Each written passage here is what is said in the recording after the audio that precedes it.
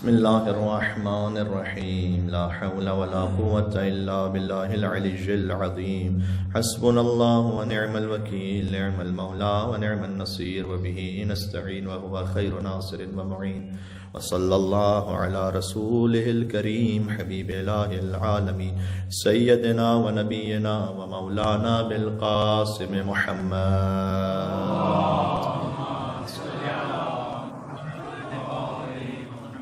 وعلى آله الطيبين الطاهرين المعصومين سيما بقية الله في الأرضين الذين أذهب الله عنهم الرجس وطهرهم تطهيرا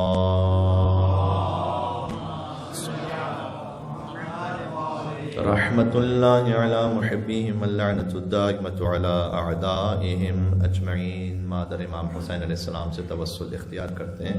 بسم اللہ الرحمن الرحیم یا فاطمة الزہراء یا بنت محمد یا قرۃ عین الرسول یا سیدتنا ومولاتنا إنا توجهنا واستشفعنا وتوسلنا بك إلى الله وقدمناك بين يدي حاجاتنا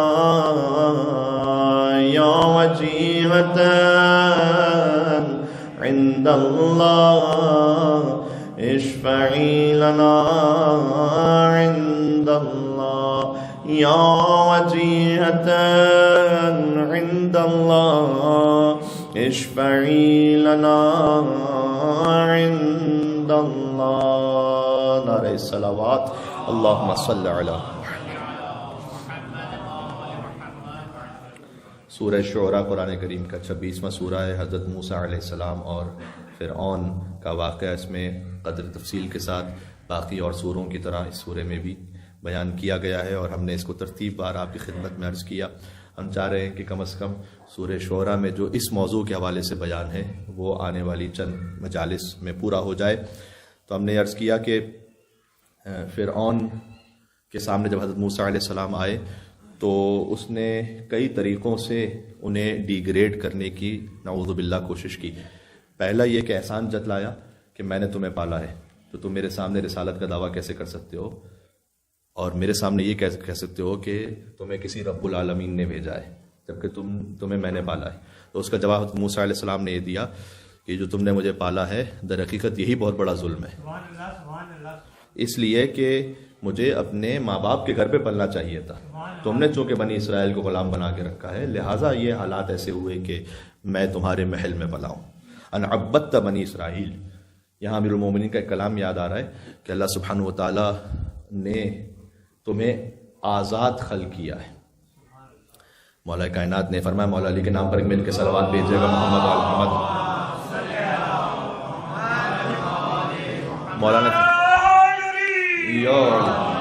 مولا نے فرمایا کہ لا تکن عبدا غیرک، اپنے جیسے کسی اور بندے کا غلام نہ بن. فقط جعلک اللہ حرا، اللہ نے تجھے آزاد خلق کیا ہے. یعنی اگر پیروی کرنی ہے کسی بندے کی تو خدا کے حکم سے پیروی کر. جب خدا کے حکم سے پیروی ہو رہی ہے، فرشتوں کا حضرت آدم علیہ السلام کو سجدہ کرنا یہ آدم کی پیروی نہیں ہو رہی، یہ خدا کی پیروی ہو رہی ہے. بات واضح ہو رہی ہے. اگر حضور مکرم کی نبوت کو کوئی قائل ہو رہا ہے تو یہ حضور کی پیروی در حقیقت نہیں ہو رہی، اللہ سبحانہ وتعالیٰ کی اطاعت ہو رہی ہے. امیر المومنین کی ولایت علی کی عبادت نہیں ہے، خدا کی عبادت ہو رہی ہے.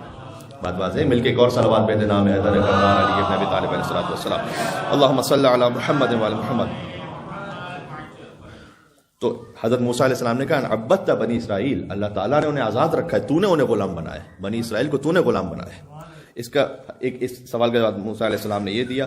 اس کے بعد اس نے استہزاء کرنا چاہا، حقارت. الا تستمعون، اپنے اطراف والوں سے کہا سنتے ہو اس کی باتیں، یہ کیا باتیں بول رہا ہے. تو حضرت موسیٰ علیہ السلام نے جواب دیا کہ میں اس رب کی بات کر رہا ہوں جو آسمانوں کا بھی رب ہے، زمین کا بھی رب ہے، جو کچھ کے درمیان اس کا بھی رب ہے. اس کے بعد اس نے پھر تمسخر اڑانا چاہا اور ایک الزام لگایا. اس نے کہا کہ ارسل الیکم لمجنون، یہ جو تمہاری طرف رسول بھیجا گیا ہے تمہارا رسول، اس حقارت سے اس نے کہا جو تمہاری طرف بھیجا گیا یہ تو مجنون ہے، یہ دیوانہ، اس کو پتہ ہی نہیں کہ کیا بول رہا ہے. تو پھر حضرت موسیٰ علیہ السلام نے جواب دیا، اس کی بات کو نسیاً منسیہ کرتے، اگنور کرتے اس کی بات کو، کہا کہ میں اس رب کی بات کر رہا ہوں جو مشرق کا رب ہے، مغرب کا رب ہے، اور ان دونوں کے درمیان اس کا رب ہے۔ اس کے بعد آخر میں اس نے تھریٹ کیا، اور تھریٹ یہ کیا لَأَجْعَلَنَّكَ مِنَ الْمَسْجُونِينَ، کہ اگر تم اپنی دعوت سے باز نہیں آئے تو میں تمہیں زندانیوں میں ڈال دوں گا ان کے ساتھ۔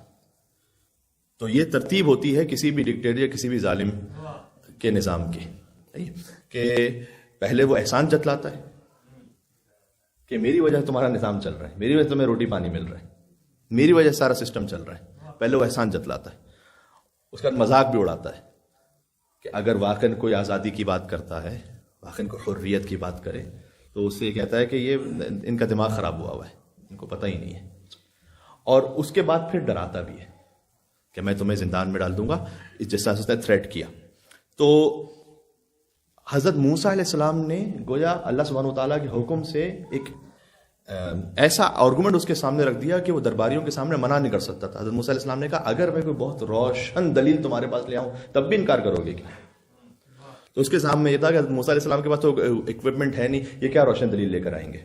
تو اس نے کہا کہ ہاں لے آؤ، اگر تم سچے ہو تو کوئی روشن دلیل لے آؤ۔ تو فَأَلْقَىٰ عَصَاهُ فَإِذَا هِيَ ثُعْبَانٌ مُّبِينٌ، حضرت موسیٰ علیہ السلام نے اپنا عصا پھینک دیا جو بہت بڑا اژدہا بن گیا۔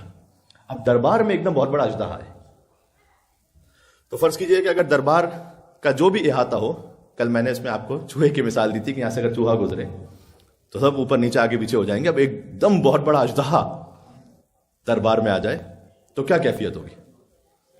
تو فرعون اپنے، میں زبان حال کہہ رہا ہوں، گویا فرعون اپنے تخت اوپر چڑھ گیا ہوگا اپنے آپ کو بچانے کے لیے، 4-5 سیکیورٹی گارڈز کو یہاں کھڑے ہو جاؤ، سامنے کوئی آنے نہ پائے، آگے وغیرہ وغیرہ۔ اب ایک معاملہ اس طرح سے بنا ہوا ہے کہ جو اس کے ہاتھ سے باہر نکل رہا ہے معاملہ، وَنَزَعَ يَدَهُ، اور انہوں نے اپنے گریبان سے ہاتھ نکالا، فَإِذَا هِيَ بَيْضَاءٌ لِّلنَّاظِرِينَ، تو بالکل سفید روشن چمکتا وہ ہاتھ حضرت موسیٰ علیہ السلام کا۔ سبحان اللہ۔ اچھا، اس پہ ایک بات اور بھی ہے، معجزہ جو ہے نا وہ ہمیشہ معجز نما کا محتاج ہوتا ہے، یہ بات ذہن میں رکھیے گا۔ یہ جو اژدہا عصا جو ہے اژدہا بن رہا ہے، یہ ہر ایک کے ہاتھ سے پھینکنے سے نہیں بنے گا، حضرت موسیٰ کے ہاتھ سے جب وہ عصا پھینکا جائے گا تب وہ اژدہا بنے گا، یہ بات واضح ہو رہی ہے۔ تو معجزہ جو ہے وہ معجز نما کا محتاج ہے کہ اللہ تعالیٰ نے جسے وہ معجزہ دیا ہے۔ سوال یہ کہ قرآن آج معجزہ ہے یا نہیں ہے؟ اگر قرآن آج معجزہ ہے تو کس کے سبب سے یہ معجزہ ہے؟ بات واضح ہو رہی ہے۔ اور اگر آپ کہیں کہ سرکار ختم مرتبہ احمد مصطفیٰ محمد مصطفیٰ صلی اللہ علیہ وآلہ وسلم، اللہم صلی علی محمد وعلی محمد، تو وہ تو دنیا سے بظاہر پردہ فرما گئے۔ تو ایک معجز نما کا ہونا ضروری ہے کہ جو قرآن کا اعجاز باقی رکھے۔ اتنی تفصیل کافی ہے، پھر انشاءاللہ کبھی اور عرض کروں گا۔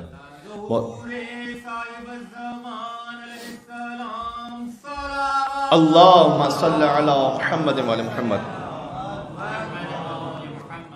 وعجل فرجہ۔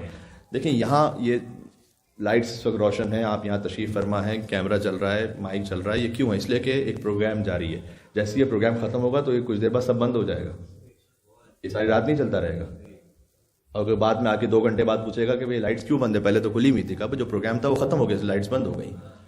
تو اگر کائنات کو اللہ سبحانہ وتعالیٰ نے حضور کے لیے خلق کیا ہے، تو حضور جب دنیا سے تشریف لے جا چکے ہیں تو پھر کیوں جا رہی ہے کائنات؟ یہ سب تو بند ہو جانا چاہیے، سب ختم ہو جانا چاہیے، کیوں جا رہی ہے اس وقت؟ کیوں سورج نکل رہا ہے؟ کیوں چاند کی روشنی ہے؟ کیوں ستاروں کی روشنی ہے؟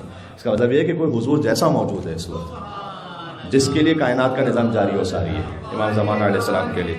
اللہم صلی علی محمد وعلی محمد، اللہم صلی علی محمد وعلی محمد۔ اس نے ٹیکل اس طرح سے کرنا چاہا سچویشن کو، اس نے کہا کہ یہ بہت سمجھدار جادوگر ہے، ان ھذا لساحر علیم۔ ابھی 2 آیتوں پہلے کہہ رہا تھا یہ مجنون ہے، حضرت موسیٰ علیہ السلام کو کچھ نہیں پتا، اب کہہ رہا ہے کہ بہت ہی سمجھدار جادوگر ہے، اور یہ چاہتا ہے تمہیں تمہاری زمینوں سے نکال دے۔ اب بتاؤ تمہارا کیا کہنا ہے؟ فرعون اتنا ویک ہو چکا تھا اس وقت تک کہ وہ جو کہتا تھا نا ربکم الاعلی، وہ اپنے اطرافیوں سے پوچھا اب تم بتاؤ کیا کرنا چاہیے؟ انہوں نے کہا کہ ابھی تو اسے جانے دیں، واخاہ اس کے بھائی کو بھی جانے دیں، وابعث فی المدائن حاشرین، اور ہم اپنے مختلف شہروں میں اپنے کچھ نمائندوں کو بھیجتے ہیں، یاتوک بکل سحار علیم، کہ جو بہت ہی ایکسپرٹس میجیشنس کو لے کر آئیں گے۔ سحار ہے صیغہ مبالغہ، صیغہ مبالغہ یعنی جس میں بہت ایگزیجوریشن ہو، جس میں ایک صفت کوٹ کوٹ کے بھری ہوئی ہو، جیسے قہار، جیسے جبار، جیسے کرار، بڑھ بڑھ کر جو بار بار حملہ کرنے والوں سے کرار کہتے ہیں۔ جیسے فرار، جو ایک دفعہ بھاگے اس کو فرار نہیں بولتے، جو بار بار بھاگے اسے فرار کہتے ہیں۔ سحار، سحار ساحر ہے جادوگر، سحار جو اپنے کام میں پختہ ہو، اور سحار علیم، اللہ تعالیٰ نے آگے ایک صفت کا اضافہ کیا یہاں پر، یعنی فرعون نے کہا کہ مختلف شہروں سے بہت ہی پختہ ایکسپرٹس میجیشنز کو بلاؤ موسیٰ کے مقابلے کے لیے۔ فجمع السحرة لمیقات یوم معلوم، تو جادوگروں کے مقررہ دن پر جمع کر دیا گیا۔ اب یہاں پر چونکہ پیسو وائس استعمال ہوا، ایکٹیو وائس نہیں ہوا، فجمع جمع کر دیا گیا، یعنی وہ خود سے نہیں آئے، جمع کر دیا، زبردستی بلایا گیا، یہ مراد ہے یہاں پر۔ تو انہیں فرعون کی چونکہ غلامی میں ہے اور بنی اسرائیل اب وہ اپنے طرف سے ان کے پاس کوئی حریت آزادی ہے نہیں، تو فجمع السحرة، تو سب کو زبردستی جمع کیا۔ اسی خاطر تھا کہ وہ آپس میں بات کرنے لگے کہ اب کوئی اجرت بھی ملے گی ہمیں اس کام کی یا نہیں ملے گی۔ کل اس میں میں نے اشارہ کیا ہے کہ وہ ایک دوسرے سے بات کر رہے ہیں، فرض کیجئے کہ اب پریکٹس ہو رہی ہے جادو کی، لاکر روم میں ایک دوسرے سے بات کر رہے ہیں کہ بھئی تمہیں کہاں سے لایا گیا ہے، میں پرتھ سے آیا ہوں، میں ایڈلیڈ سے آیا ہوں، میں یہاں سے آیا ہوں، میں وہاں سے آیا ہوں، میں میلبرن سے آیا ہوں، وغیرہ وغیرہ وغیرہ، مختلف شہروں سے جمع کیے گئے، اور ان کے آپس میں بات یہ ہو رہی ہے کہ اچھا ہمیں کوئی پے چیک ملے گا یا نہیں ملے گا۔ تو دوسرے نے کہا کہ پے چیک کہاں سے ملے گا، فرعون نے زبردستی بلایا ہے، اس کے سامنے کون مانگ سکتا ہے کچھ۔ تو پھر ایک نے یہ کہا، میں بٹوین دا لائنز پڑھ رہا ہوں، ایک نے یہ کہا کہ اس وقت فرعون کی سچویشن ایسی نہیں ہے کہ وہ تمہیں منع کرے گا، چونکہ اس کی عزت تو ہمارے ہاتھ میں ہو، جو مانگیں گے دے گا اس وقت۔ تو انہوں نے پوچھا، قالوا لفرعون ان لنا لاجرا، کوئی ہماری مزدوری ہوگی، کوئی سیلری ملے گی؟ ان کننا نحن الغالبون، کل اس پہ اشارہ کر چکا ہوں کہ اگر وہ مل جائے تو شاید ہم جیت جائیں گے۔ وہ بھی بلیک میل کریں گے، جو کفر کا نظام ہوتا ہے، طاغوت کا نظام، اس میں للہیت تو ہے نہیں، فی سبیل اللہ تو کچھ ہے نہیں، بھائی میرا کیا فائدہ ہے اس میں۔ تو انہوں نے فرعون کو پریشرائز کیا کہ اگر کچھ تھوڑا بہت چیک ہوگا ہمارے لیے تو ہم پھر غالب آ جائیں گے۔ اس نے کہا نعم، بالکل تمہیں اجرت بھی ملے گی، اور اپنی طرف سے ایک آفر بھی کر دی، وَإِنَّكُمْ إِذًا لَمِنَ الْمُقَرَّبِينَ، تم تو میرے بہت مقرب ہو جاؤ گے، یعنی میری کیبنٹ میں شامل ہو جاؤ گے۔ یہاں تک کل بات پہنچی تھی، خلاصہ ہو گیا۔ آج سے کچھ وہ آیتیں پڑھوں گا جو اب کل سے سلسلہ گزشتہ سے یعنی پیوستہ۔ قال لهم موسیٰ، موسیٰ علیہ السلام نے ان جادوگروں سے کہا، اب وہ یوم زینہ جس کا ذکر سورہ طہ میں ہے کہ ضحیٰ صبح کا وقت تھا، صبح کا وقت تھوڑا سا گزر چکا ہو، اور ایک جو پریڈ ڈے ہوتی ہے، میلے کا دن ہوتا ہے، اس دن اس نے سارا اہتمام کیا تھا، اور سب کو کہا تھا کہ تم آنا، ہر ایک سے کہا تھا کہ تمہیں آنا ہے، یہاں پر شرکت ضروری ہے۔ تو وہ جب سب جمع ہو گئے، حضرت موسیٰ علیہ السلام نے ان سے کہا القوا ما انتم ملقون، اب جو تمہیں ڈالنا ہے وہ ڈالو، جو پھینکنا ہے پھینکو۔ حضرت موسیٰ علیہ السلام کمال اطمینان میں تھے۔ فَأَلْقَوْا حِبَالَهُمْ وَعِصِيَّهُمْ، انہوں نے اپنی رسیاں اور لاٹھیاں پھینکی۔ مجھے ایک بات بتائیے گا، یہ سارے معاملے میں جو سب سے زیادہ اب تک بے عزت ہوا ہے وہ کون ہے؟ فرعون ہے۔ تو اس کو اپنی عزت بھی بحال کرنی ہے، اپنی ریپیوٹ ریسٹور کرنی۔ تو اس نے جادوگروں سے کہا ہے کہ میں تمہیں اپنا مقرب بناؤں گا، لیکن تمہیں جو جادو دکھانا ہے اس میں میری عزت کا تمہیں اعلان کرنا ہے۔ تو انہوں نے کہا قالوا بعزت فرعون، فرعون کی عزت کی قسم، یعنی اب وہ لوگوں سے یہ کہہ رہے ہیں کہ دیکھو یہ جو ہم جادو دکھا رہے ہیں یہ بھی فرعون کا کمال ہے، یہ اس کی وجہ سے ہے۔ قالوا بعزت فرعون انا لنحن الغالبون، فرعون کے سامنے یہ اکیلے میں کہہ رہے تھے ان کننا نحن الغالبون، اگر ہم غالب آ گئے تو۔ یہاں پر پبلکلی کہہ رہے ہیں انا لنحن الغالبون، ہم تو غالب آ ہی کے رہیں گے، کیونکہ پہلے خود ڈاؤٹ میں، اب یہاں پبلکلی کہہ رہے ہیں کہ نہیں ایسا ہوگا، 100% ہوگا ایسا۔ جیسے ہی انہوں نے یہ کیا، اب فرعون کی عزت کی قسم کھا کر، استغفر اللہ ربی واتوب الیہ، فرعون کی عزت کی قسم کھا کر انہوں نے اپنی رسیاں پھینکی۔ فالقى موسیٰ عصاہ، حضرت موسیٰ علیہ السلام نے اپنا عصا پھینکا۔ فاذا ہی، پس فوراً ہی، ہی تلقف ما یأفکون، تو وہ ان کی بناوٹوں کو نگلنے لگا۔ تلقف کسے کہتے ہیں؟ تلقف کہتے ہیں فوراً سے ایک چیز کو کھا لینا۔ ایک مثال دیتا ہوں بچوں کو سمجھ میں آ جائے۔ کبھی کبھی بچہ منہ کھول کے بیٹھا، آپ نے M&M آپ کے منہ میں پھینکی آپ نے، ایک دم فوراً اس نے نکل لی. یا پھر یہ ہوتا ہے کہ آپ پونڈز وغیرہ پہ جائیں تو وہاں پر گوز ہیں اور آپ جو ہے وہ کوئی آپ نے بریڈ کا ٹکڑا پھینکا ہے تو کیسے ایک دم جھپٹ پڑتے ہیں ایک دم فوراً. ان کا تو جو ہے وہ شاید ہینڈ آئی کنیکشن نہیں ہوتا، ان کا بیک آئی کنیکشن ہوتا ہے فوراً، اس لیے کہ انہیں دوسروں سے کمپیٹ بھی کرنا ہوتا ہے. تو جیسے ہی روٹی کا ٹکڑا آیا تو فوراً ایک لمحہ نہیں لگا نگلنے میں. اس کو کہتے ہیں تلقہ لقفہ. تو اس نے کھایا نہیں، تاکل نہیں ہے یہاں پر کہ حضرت موسیٰ علیہ السلام کے عصا نے جو سانپ اور اژدہا بن گیا تھا اس نے کھا لیا، نہیں، جھپٹ کے نکلا. ما یافکون، یافکون کا مطلب اف کا مطلب ہوتا ہے وہ چیز جس میں کوئی حقیقت نہ ہو، بناوٹ ہو. یعنی تو جو ان کی جو رسیاں تھیں اور ان کی جو لاٹیاں تھیں اس میں کوئی حقیقت نہیں تھی، وہ شوبدہ بازی تھی، نظر کا دھوکہ تھا. حضرت موسیٰ علیہ السلام کے عصا نے فوراً نکلا. سبحان اللہ. فَأُلْقِيَ السَّحَرَةُ سَاجِدِينَ. سب کے سب جادوگر سجدے میں گر پڑے. اللہم صلی علی محمد وعلی محمد.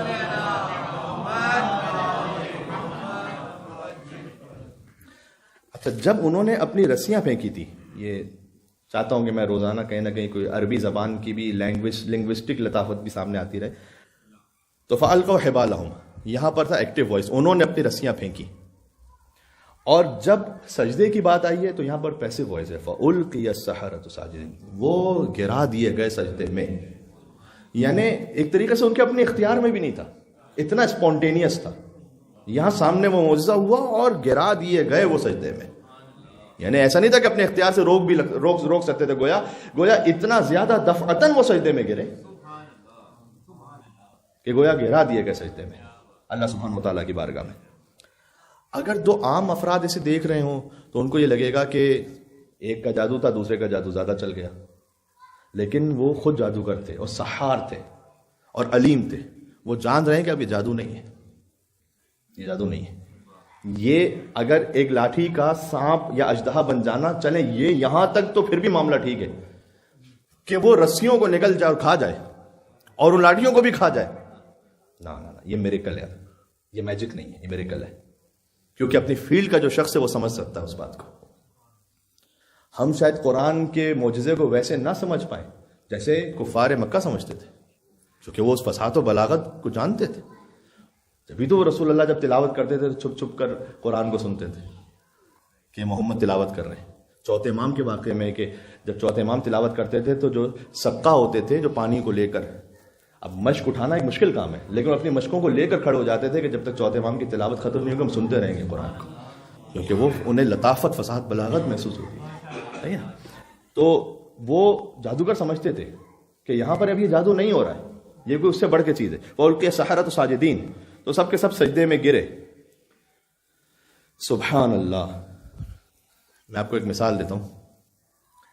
امام موسیٰ کاظم علیہ السلام کا واقعہ ہے. اللہم صلی علی محمد وعلی محمد.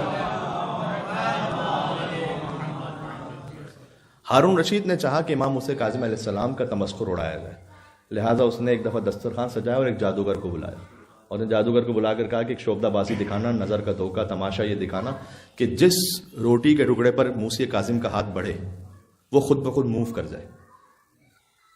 تو ایک مرتبہ امام علیہ السلام نے روٹی لینا چاہی تو وہ ہل کے دوسری طرف چلی گئی اور روایت میں لکھا ہوا ہے کہ ہارون جو ہے ہنس ہنس کر لوٹ پوٹ ہو گیا. دوسری دفعہ ہم نے آگے بڑھایا تو پھر وہ دوسری طرف چلی گئی روٹی. تو ہنستا جا رہا ہے، چیختا جا رہا ہے اور ایک عجیب نعوذ باللہ فن کی کیفیت ہو رہی. وہاں دیوار پر ایک قالین تھا، اس پہ ایک شیر بنا ہوا تھا. امام علیہ السلام نے اس شیر کی طرف اشارہ کیا اور فرمایا خذ عدو اللہ، اللہ کے دشمن کو کھا لے. تو روایت میں ہے کہ جیسے حضرت موسیٰ علیہ السلام کے عصا نے فوراً نگل لیا تھا پلک جھپکتے میں، ویسے ہی وہ شیر آیا اور اس نے اس عدو خدا کو فوراً پلک جھپکتے ہوئے نگل لیا اور نگل کر دوبارہ قالین پر جا کر پھر وہ تصویر گزر میں شیر بن گیا. واقعہ کیوں سنایا اس وقت؟ یہ واقعہ اس لیے سنایا کہ اس وقت ہارون بہت زیادہ ہو گیا. ابھی تک جو ہنس کے لوٹ پوٹ ہو رہا تھا، اتنا خوف کے مارے اتنا ڈر گیا اور ہاتھوں کو جوڑ کر قدموں میں گر کر کہتا ہے فرزند رسول میں معافی مانگتا ہوں، جو کچھ ہو گیا اب وہ کم از کم جادوگر تو واپس لے آئیے۔ امام علیہ السلام نے کہا کہ اگر موسیٰ کے عصا نے ان کی رسیوں کو واپس کیا ہوتا،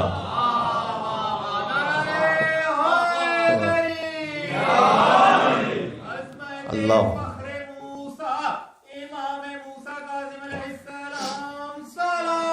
اللہم صلی علی محمد و علی محمد۔ گفتگو آج کے تک ختم ہو رہی ہے۔ وہ سب کے سب جادوگر سجدے میں گر گئے، آسان نہیں تھا، ابھی آگے منزل آ رہی ہے، ان کا سجدے میں گرنا کتنا سخت قربانی مانگتا ہے، حق کی خاطر کھڑے رہنا۔ قالو، ان سب نے مل کر کہا آمنا برب العالمین، ہم رب العالمین پر ایمان لے کر آئے۔ ابھی تک فرعون الزام میں ہے کہ یہ رب العالمین مجھے کہہ رہے ہیں کیونکہ انا ربکم الاعلی، یا وہ رب العالمین اسے رب العالمین کہہ رہے ہیں۔ تو مطلب اس نے گویا ایک سوال کیا کہ مطلب کیا ابھی کوئی سیکنڈ راؤنڈ ہونے والا ہے، تم رب العالمین پر ایمان لے کر آؤ، مجھ پر ایمان لے کر آؤ، کیا بات کر رہے ہو تم؟ انہوں نے کہا نا میک اٹ کلیئر، رب موسیٰ و ہارون، یہ اگلی آیت ہے، موسیٰ اور ہارون کے رب کی بات کر رہے ہیں، رب موسیٰ و ہارون، ہم موسیٰ اور ہارون کے رب پر ایمان لے کر آئے۔ ہائے ہائے انت منی بمنزلت ہارون من موسیٰ الا انہ لا نبی بعدی، حضور موسیٰ کی طرح ہیں، علی ہارون کی طرح ہیں علیہم السلام۔ اب میں آپ کے سامنے عرض کرتا ہوں، قال آمنتم قبل لہو قبل ان آذن لکم، اس نے اتنا وہ سخت ظالم تھا اور اتنا زیادہ ڈکٹیٹرشپ کا زمانہ تھا کہ اپنی طرف سے تو ایمان بھی نہیں لے کر آ سکتے۔ اس نے کہا کہ کیا تم مجھ سے پوچھے بغیر ایمان لے آئے، یعنی ایمان بھی اسے پوچھ کے لے کر آؤ، کیا تم اسے پوچھے بغیر ایمان لے کر، اور ایک اور چال چلی، لیکن آپ کو ماننا پڑے گا کہ آخر وقت تک وہ جو کفر ہے نا وہ کسی نہ کسی طریقے سے کوئی نہ کوئی بہانہ تراشتا رہا ہے۔ اس نے ایک اور فائٹ چلی، اس نے کہا کہ انہ لکبیرکم الذی علمکم السحر، اچھا اب میں یہ سمجھا کہ یہ تو موسیٰ تمہارا ہی استاد ہے، اسی نے تو تم کو جادو سکھایا ہے، یہ تو سارا نورا کشتی ہو رہی تھی، یہ تو تمہارا آپس میں کوئی مقابلہ ہی نہیں تھا۔ اس نے کیا کہا، واپس سنیے گا، انہ لکبیرکم، یہ تو تمہارا بڑا ہے موسیٰ، الذی علمکم السحر، اسی نے تو تم کو جادو سکھایا ہے۔ یہ ہو رہا تھا، اچھا مختلف شہروں سے جادوگر لے کر آیا ہے، حضرت موسیٰ علیہ السلام اسی شہر میں، کوئی ٹیکنالوجی کا زمانہ نہیں ہے کہ آڈیو ویڈیو بات ہو رہی ہو۔ جب ایک بات کوئی فرعون کے خلاف کہہ دیتا تھا تو وہ بنی اسرائیل والا زندہ نہیں رہتا تھا، تو یہ جادوگر سارے موسیٰ علیہ السلام کے پاس ٹریننگ بھی لے رہے تھے، اور پھر جب یہ میجک سٹارٹ ہوا تو انہوں نے کہا کہ بے عزت فرعون، فرعون کی عزت کی قسم، تو یہ تھے سارے شاگرد موسیٰ۔ یہ کیا معاملہ ہے، کیا تماشا ہے؟ وہ جانتا ہے کہ یہ میری بات پہ وہ یقین نہیں کرے گا، لیکن سچویشن سنبھالنے کے لیے اس نے کہا اچھا یہ تو تمہارا بڑا ہے، اسی نے تم کو سکھایا ہے۔ وَلَسَوْفَ تَعْلَمُونَ، اب تم کو بتاتا ہوں کیا ہوتا ہے۔ لَأُقَطِّعَنَّ أَيْدِيَكُمْ وَأَرْجُلَكُمْ مِنْ خِلَافٍ، اپوزٹ سائڈ سے تمہارے ہاتھوں اور پیروں کو کاٹوں گا، یعنی دائیں طرف سے ہاتھ، بائیں طرف سے پیر کاٹ دوں گا۔ تو ایک طرف سے اس نے ہاتھ کاٹ دیا، ایک طرف سے پیر، یا اللہ۔ وَلَأُصَلِّبَنَّكُمْ أَجْمَعِينَ، اور تمہیں کھجور کے درخت پر سولی دوں گا سب کو۔ تو یہاں دو طرح کا تاریخ میں بیان ہے، ایک تو یہ تھا کہ ہاتھ اور پیر کاٹ دیے گئے جادوگروں کے، اور میخوں سے جو دوسرا بچا ہوا ہاتھ اور پیر تھا انہیں درختوں پر سولی دے دی گئی اور وہ لٹکے رہے۔ تو آہستہ آہستہ کر کے چاہتا تھا کہ ایک تکلیف دہ موت سے گزرے تاکہ سب کے لیے عبرت رہے، اور دوسرا یہ کہ اگر پہلے ہی مر چکے تھے تب بھی ایک عبرت کا نشان بن کے رہے، یعنی ٹیرر کی علامت کہ خبردار کوئی جرت نہ کرے۔ تو اس نے کہا میں یہ کروں گا۔ قالوا لا ضیر، انہوں نے کہا کچھ نقصان نہیں ہے، کروں گا، کچھ نہیں، اللہ کی راہ میں شہادت کوئی نقصان نہیں، اللہ کی راہ میں آگے بڑھے، مال کا کھو جانا کوئی نقصان نہیں۔ امام رضا علیہ السلام نے فرمایا ہے عقل کی 10 علامتیں، اگر کسی کے پاس عقل ہو تو اس کی 10 علامتیں، اس میں سے 3 یہ فرمایا عقل مند کی علامت یہ ہے کہ شیطان کے راستے میں ملنے والی شہرت سے اللہ کے راستے میں ملنے والی گمنامی کو ترجیح دیتا ہے، شہرت کی طرف نہیں جاتا۔ شیطان کے راستے میں آج انسٹا پر جائیے، ادھر جائیے ادھر جائیے، ہر جگہ شیطانی کوئی بھی کام کیجیے، ٹک ٹاک وغیرہ پر بڑی شہرت ہے۔ امام رضا علیہ السلام نے فرمایا عاقل وہ ہے، مل کے مولا کے نام پر ایک صلوات بھیجے، محمد والے محمد، اللہم صلی علی محمد والے محمد۔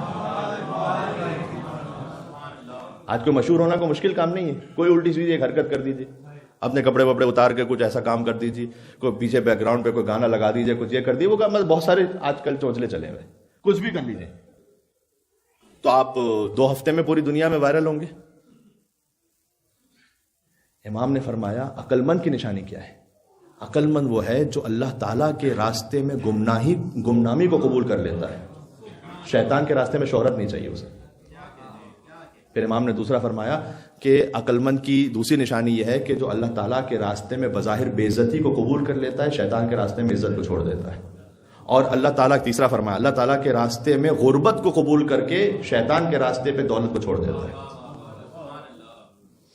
یعنی آپ اور میرے لیے گمنامی بظاہر بے عزتی، حقیقت میں وہ عزتی نہیں ہوتی، بظاہر دنیا کے اعتبار سے بے عزتی، اور غربت اللہ کے راستے پہ یہ ایکسیپٹیبل ہے بجائے شیطان کے راستے کی شہرت کے، عزت کے، بظاہر عزت کے اور دولت کے۔ یہ قانون اپنے ذہن میں رکھیے گا۔ ان کا ایک طرح سے ہاتھ کاٹ دیا گیا، ایک طرح سے پیر کاٹا جا رہا ہے، اور باقی جو ہاتھ پیر دونوں بچ گئے ان کو میخوں سے گاڑ کر درختوں پہ سولی دی جائے گی۔ انہوں نے کہا لا ظاہر لنا، کوئی نقصان نہیں، کچھ نہیں۔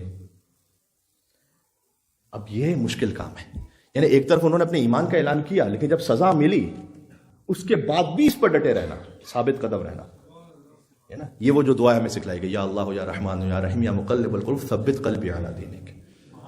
پروردگار ہمیں اپنے دین پر ثابت قدم رکھ۔ دین آ جانا بھی ایک نعمت تو ہے یقیناً، لیکن اس سے زیادہ مشکل کام ہے دین پر ثابت قدم رہنا جب ہر طرف شیطانی معاملہ ہوتا ہے۔ اور اس میں جب آپ دین کے راستے پہ آگے بڑھتے ہیں یقیناً مشکلات ہیں۔ مثلا میں آپ کو ایک چھوٹی سی مثال دیتا ہوں۔ ایک لڑکی ہیں کہ جو حجاب کرتی ہیں، فرض کیجیے، کئی مرتبہ ایسا ہوتا ہے کہ ان کا رشتہ حجاب کی وجہ سے ریجیکٹ ہوتا ہے۔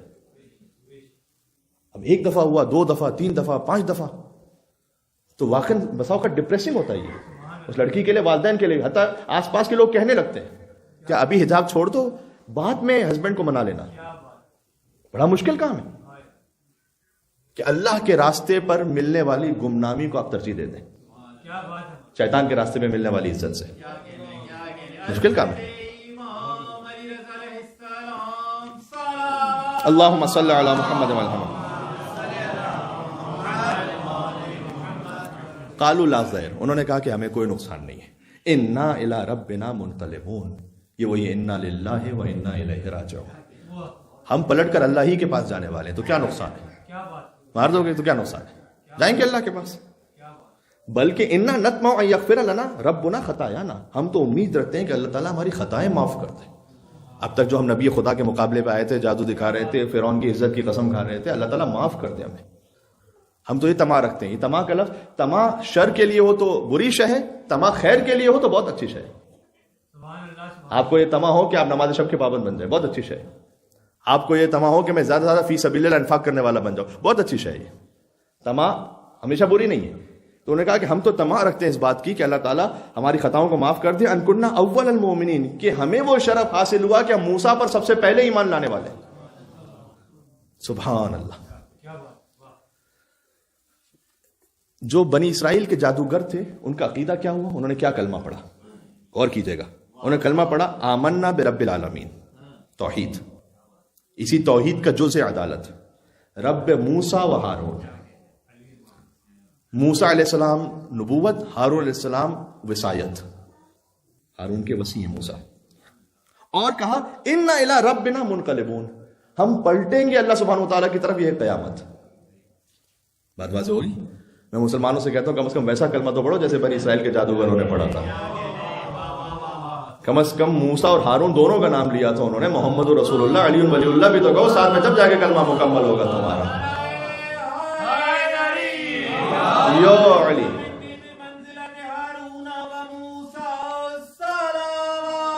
اللہ۔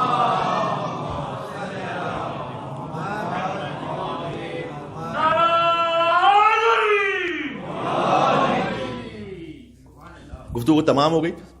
ایک ایران کے خطیب تھے جو اس بات کو بیان کرتے ہیں، کہتے ہیں کہ بہت مرتبہ ایسا ہوا کہ میں آیت اللہ بہجت کی موجودگی میں مجھے مجلس سے خطاب کرنے کا موقع ملا، تو کہتے ہیں کہ 100% ہمیشہ ایسا ہوا کہ جب بھی میں ممبر سے اترتا تھا تو مجھے ایک دعا دیتے تھے کہ ثبتک اللہ بالقول الثابت فی الدنیا والآخرہ، یہ جو تم نے کہا ہے اس وقت عقیدہ اور عمل، اس پر اللہ تعالیٰ تمہیں دنیا اور آخرت میں ثابت قدم رکھے۔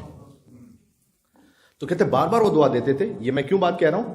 یہ بنی اسرائیل کے جادوگروں کے حوالے سے، کہ انہوں نے کہا تو صحیح کہ ہم موسیٰ پہلے رب العالمین پر ایمان لے کر آئے، موسیٰ علیہ السلام اور ہارون علیہ السلام کے رب پر ایمان لے کر آئے۔ اس کے بعد جب فرعون نے کہا کہ میں تمہارے دونوں اپوزٹ سائڈ کے ہاتھوں پیروں کو کٹوا دوں گا، تمہیں سولی دوں گا، انہوں نے کہا کہ ثابت قدم رہے، کچھ کر لو، کوئی نقصان نہیں۔ یہ ثابت قدم رہنا بہت مشکل کام ہے۔ تو کہتے ہیں کہ وہ بار بار مجھے دعا دیتے تھے کہ ثبتک اللہ بالقول ثابت۔ تو میں نے کہا اتنے بڑے ایک فقیہ ایک عارف بار بار دعا دیتے ہیں تو میں جا کر دیکھوں احادیث کی کتابوں میں کہ ائمہ علیہ السلام سے یہ دعا مروی ہے کیا؟ کہتے ہیں میں نے جب چیک کیا تو 7 موقع سے نکلے جب ائمہ علیہ السلام نے کسی شخص کو یہ دعا کی کہ تو ایمان پر تو ہے، ثبتک اللہ بالقول ثابت، اللہ تجھے تیرے قول پر ثابت قدم رکھے۔ آسان نہیں۔ ایک حارثہ کا واقعہ ملا کہ حارثہ حضور نبی مکرم کے زمانے میں حارثہ تشریف لائے، تو حارثہ نے کہا کہ حضور نے پوچھا، جوان حارثہ، تو حضور نے پوچھا کہ کیف اصبحت، کیسے صبح کی، یعنی ہاؤ یو ڈوئنگ۔ اس طرح سے جب کہتے ہیں کہ کیف اصبحت کا مطلب ہے کہ کیسے تم نے صبح کی، مطلب ہاؤ آر یو ڈوئنگ، ٹھیک ہے نا، اور ہاؤ ڈو یو ڈو، کہ تم کس عالم میں ہو، کس کیفیت میں ہو۔ تو حارثہ نے کہا کہ میں نے یقین کے عالم میں صبح کی ہے۔ حضور نے کہا تمہارے یقین کی علامت کیا ہے؟ حضور نے کہا کہ جیسے پوچھا تو حارثہ نے جواب دیا کہ یا رسول اللہ اگر آپ حکم دیں تو بتلاؤں ان میں سے کون جہنم میں جانے والا ہے، کون جنت میں جانے والا ہے۔ حضور نے کہا نہ یہ ڈسکلوز کرنے سے منع کیا اللہ سبحانہ وتعالیٰ نے، لیکن ثبتک اللہ بالقول ثابت، اللہ تجھے تیرے یقین پر ثابت قدم رکھے۔ بات ہو رہی ہے۔ چھٹے امام کے زمانے میں ربیع بن عبداللہ نام کا ایک شخص ہے، سنائی دوں یہ کیونکہ یہ موضوع سے مرتبط بات بھی ہے۔ تو ایک مرتبہ اس سے کسی غیر نے سوال کیا کہ تم شیعہ حضرات امام حسن علیہ السلام کی امامت کے قائل ہو اور ان کے اتنے احترام کے قائل ہو کہ امام حسین علیہ السلام ان سے آگے نہیں بڑھتے تھے، ان کی بات سے پہلے بات نہیں کرتے تھے، تو پھر امامت حسن سے کیوں نہیں آگے بڑھی، حسین سے کیوں آگے بڑھی؟ تو ربیع بن عبداللہ نے جواب دیا کہ دیکھو یہ بتاؤ موسیٰ علیہ السلام کا مقام زیادہ ہے یا ہارون علیہ السلام کا؟ کہ موسیٰ علیہ السلام کا مقام زیادہ ہے اس لیے کہ اولو العزم نبی ہیں، ہارون تو ان کے وسیع ہیں۔ کہ پھر اللہ تعالیٰ نے جو نبوت ہے وہ موسیٰ کی نسل میں کیوں نہیں جاری کی، ہارون علیہ السلام کی نسل میں کیوں جاری کی، جیسے علی ابن ابی طالب کی نسل میں نسل رسالت جاری ہوئی ہے؟ بالکل بھائی نہیں، کیوں ہے؟ تو یہ اللہ سبحانہ وتعالیٰ کی حکمت کے مطابق ہے کہ وہ کب کس کی نسل میں نبوت کو جاری کرے، کس کی نسل میں امامت کو جاری کرے۔ تو امام جعفر صادق علیہ السلام تک یہ خبر پہنچی کہ ربیع بن عبداللہ نے جواب دیا کسی غیر کو، امام علیہ السلام نے کہا احسن، بہت خوب، ثبتک اللہ بالقول ثابت، اللہ تجھے تیرے قول پر ایمان پر ثابت قدم رکھے۔ آخری جملہ کہتا ہوں میں، 2 جملے شاید مصائب کی عرض کر دوں کہ یہ ہمارے سمجھنے کے لیے بہت اہم بات ہے۔ ایک عالم دین کشی ان کا نام گزرا ہے، ان کی بہت مشہور کتاب ہے رجال کشی، جس سے آج سارے راویوں کے رجال کے معاملات جو طے ہوتے ہیں ان میں سے بڑی اہم کتاب ہے رجال کشی۔ یہ صاحبان علم جانتے ہیں، حوض علمیہ کہ کتنی اہم کتاب کا نام لیا میں نے۔ اس میں انہوں نے امام جواد علیہ السلام کا ایک خط لکھا ہے۔ ایک شخص نے امام جواد علیہ السلام کو خط لکھا اور اپنے باپ کے بارے میں شکایت کی۔ یہ بہت غور سے سنیے گا، میں کہتا ہوں جس نے اپنے باپ کے بارے میں شکایت کی، جو امام نے جواب دیا وہ ہمارے ہر گھر میں بڑا بڑا سا جو ہے وہ امام کا جو کلام ہے وہ پرنٹ ہو کر اور ڈیزائنڈ ہو کر لکھا ہوا ہونا چاہیے، تاکہ طلاقیں رک سکیں، تاکہ ماں باپ بچوں کے تعلقات اچھے رہ سکیں، تاکہ حقوق الناس کی ادائیگی میں انسان کوتاہی نہ کرے۔ اس نے یہ کہا کہ اے فرزند رسول، میرا باپ تو ناصبی ہے، یعنی یہ نہیں کہ غیر شیعہ ہے، بلکہ جو لفظ اگر مجھے استعمال کرنے جو خط کا لفظ ہے خبیث الرائے، خبیث ہے، یعنی اس کی رائے خبیث ہے۔ تو مولا میں کیا کروں، اپنے باپ کے ساتھ کیسا سلوک کروں؟ امام نے 3 جملے لکھے، سبحان اللہ۔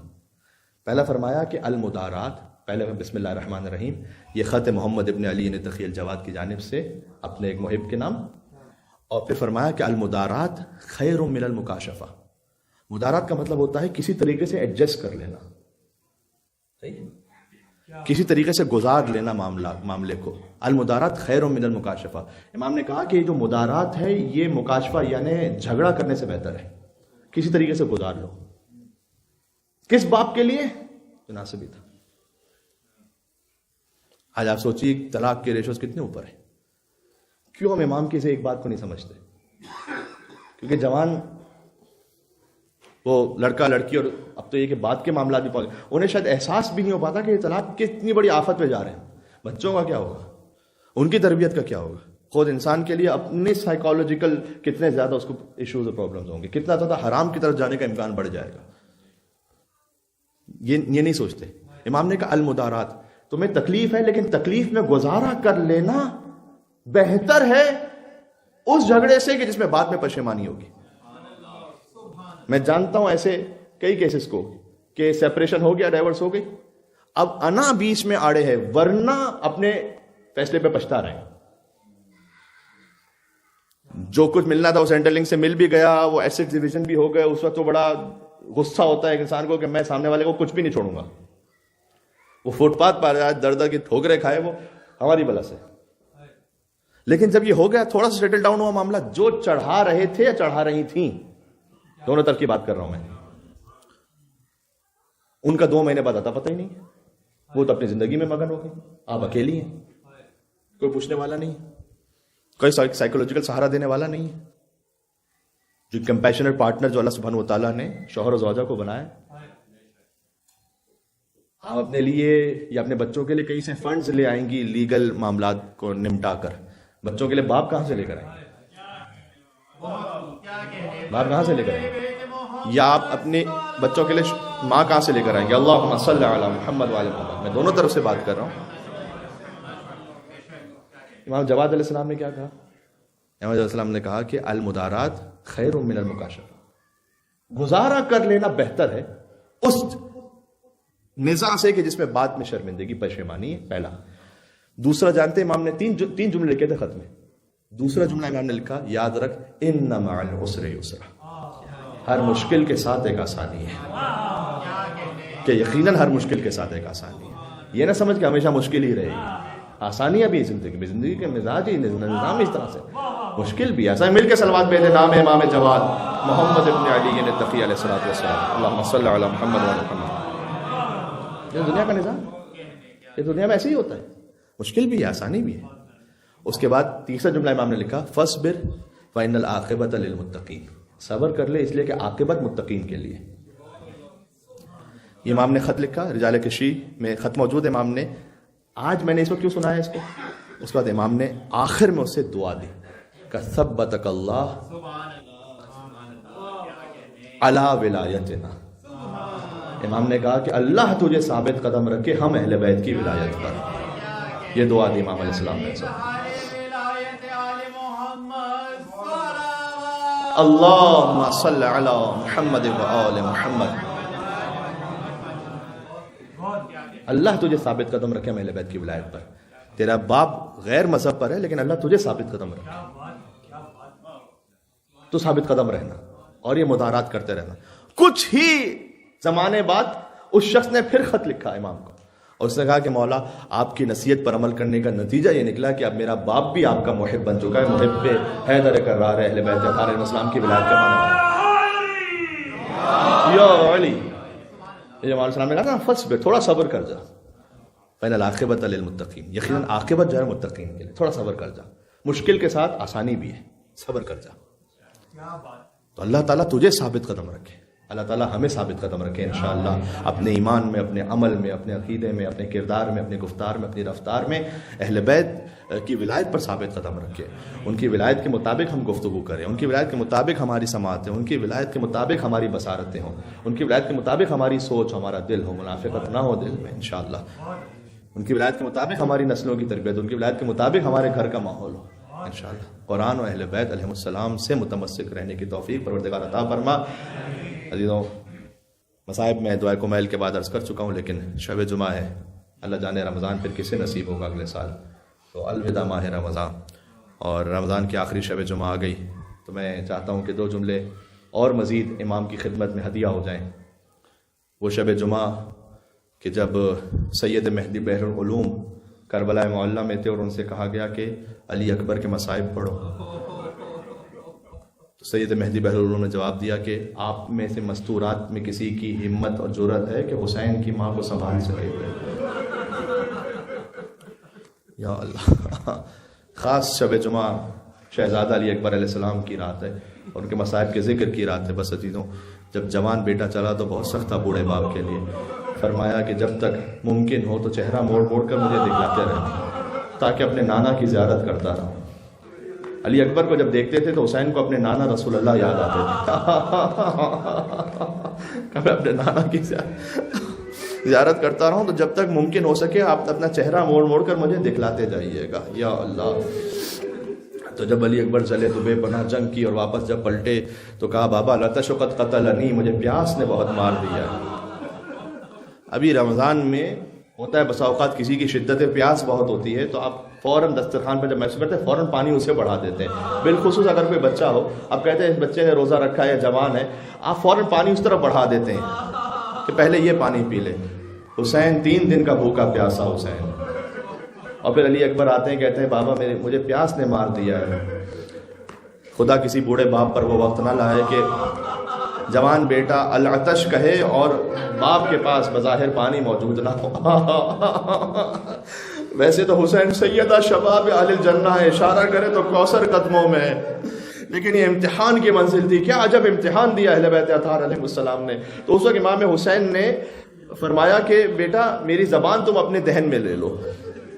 تو علی اکبر فوراً ہی پیچھے ہٹ گئے، جیسے ہی زبان منہ میں لی تو فوراً پیچھے ہٹ گئے اور کہتے ہیں بابا آپ مجھ سے بھی زیادہ پیاسے ہیں، بہت زیادہ۔ کربلا میں کوئی کسی کی پیاس کا اندازہ تو نہیں حتمی لگا سکتا، لیکن محسوس یہ ہوتا ہے سب سے زیادہ جو ہستیاں پیاسی تھیں وہ 3 ہستیاں تھیں۔ سب سے پہلے امام حسین علیہ السلام، اس لیے کہ شہید کو بھیجتے تھے، اتنی سخت دھوپ میں شہید کا لاشا لے کر آتے تھے، اہتمام فرماتے، امام حسین علیہ السلام سب سے زیادہ پیاسے تھے۔ پھر حسین کی خار بی بی زینب سلام اللہ علیہا اور حسین کے بھائی ابو الفضل عباس علیہ السلام۔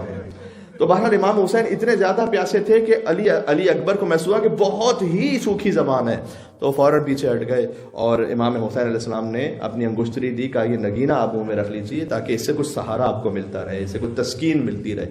یہاں علماء نے لکھا ہے کیونکہ امام حسین نے کہا کہ اب جاؤ نانا رسول اللہ سیراب فرمائیں گے، تو شاید یہ سمجھانا چاہتے امام حسین کہ بس اب واپس نہ پلٹنا، تم جاؤ، اب نانا رسول اللہ تمہیں سیراب فرمائیں گے۔ تو اکبر جب دوسرے حملے میں پہنچے تو انہیں چاروں طرف سے لشکر نے گھیر لیا تھا، اور حسین ابن نمیر یہ چاہتا تھا کہ میں دور سے اکبر کے سینے کا نشانہ لوں، اور جیسے ہی سینے علی اکبر پر برچھی لگی تو اس نے برچھی کھینچنا چاہی تو دستہ ہاتھ میں آ گیا، برچھی کا ٹوٹا ہوا پھل اکبر کے کلیجے اکبر کے کلیجے میں رہ گیا۔ اکبر زمین پر تشریف لائے تو فرمایا علیک منی السلام، اے بابا میرا آخری سلام قبول فرمائیے گا۔ جب بھی کوئی شہید گرتا تھا تو کہتا تھا یا مولا ادرکنی، لیکن اکبر کہتے ہیں میرا آخری سلام، اس لیے کہ زحمت نہیں دینا چاہتے تھے اپنے بابا کو، کہ بابا صبح سے آپ لاشیں اٹھا کر تھک گئے ہیں، یا آخری بس سلام قبول فرمائیے گا۔ اب جو مقتل میں لکھا ہے وہی بس میں پڑھ دیتا ہوں، اور التماس دعا۔ حسین جب پہنچے علی اکبر پر کے لاشے پر، فوضع خدہ علی خدہ، حسین نے اپنا رخسار اکبر کے رخسار پر رکھا۔ کتنے مصائب کی کیفیت ہوگی کہ ایک بوڑھا باپ وہ جوان کے جو ابھی جان دے رہا ہے اس کے رخسار پر اپنا رخسار رکھ دے، اور دیر تک حسین روتے رہے، اپنا رخسار اکبر کے رخسار پر رکھ کر، اور فرمایا علی الدنیا بعدک العفا، اے بیٹا آپ کے بعد دنیا کی زندگی پر خاک ہے، لقد استرحت من ہم الدنیا، آپ تو دنیا کے غموں سے آزاد ہو گئے، وقد بقی ابوک وحیدا فریدا غریبا، اور باپ کو بالکل ہی تنہا اور غریب چھوڑ گئے۔ اے میرے لال علی اکبر، روایت میں ہے کہ خیمے سے بنی ہاشم کے چھوٹے چھوٹے بچے باہر نکلے امام حسین کی مدد کرنے کے لیے۔ امام حسین ان بچوں کے سہارے اکبر کے لاشے کو لے کر چلے۔ میں کہوں گا مولا آپ کی مدد کے لیے چھوٹے بچے تو آ گئے، لیکن جب آپ کا لاشا زمین پر گیا، کون تھا کہ جو حسین کا لاشا خیام میں لا سکتا؟ اے پروردگار، بس میں نے یہ ذکر اس لیے کیا ہے کہ ہو سکتا ہے کہ ہماری نمازوں میں خلوص نہ رہے، ہو سکتا ہے عبادت میں کوئی ریاکاری آ جائے، لیکن جب ہم امام حسین کا نام لیتے ہیں، فرش عطا پر تو ہمیں قبول فرما لے پروردگار. امام حسین کے چاہنے والوں میں ہمارا نام لکھ دے. اگر تو نے اب تک رمضان میں بخشے جانے والوں میں ہمارا نام نہیں لکھا تو اسی وقت تجھے محمد اور آل محمد کا واسطہ ہمارا نام ان مغفرت پانے والوں میں شامل فرما دے.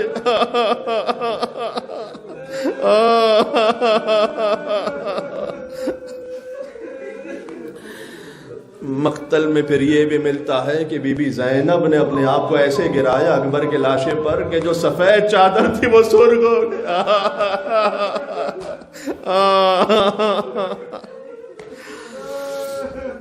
وَسَيَعْلَمُ الَّذِينَ ظَلَمُوا آلَ مُحَمَّدٍ أَيَّامُ انقلب ينقلبون. اللهم صل على فاطمة وأبيها وبعلها وبنيها والسر المستودع فيها بعدد ما حاط به علمك عمن يجيب المضطر إذا دعاه ويكشف السوء. ماشاءاللہ اتنے مومنین مریضوں کی شفا یابی کی نیت سے عمن يجيب المضطر إذا دعاه ويكشف السوء عمن يجيب المضطر إذا دعاه ويكشف السوء. ایک اور مرتبہ عمن يجيب المضطر إذا دعاه. آخری مرتبہ امام زمان علیہ السلام کو عطیہ کرتے ہوئے ظہور کے لیے عمن يجيب المضطر إذا دعاه ويكشف السوء. نعرہ صلوات. اللهم صل على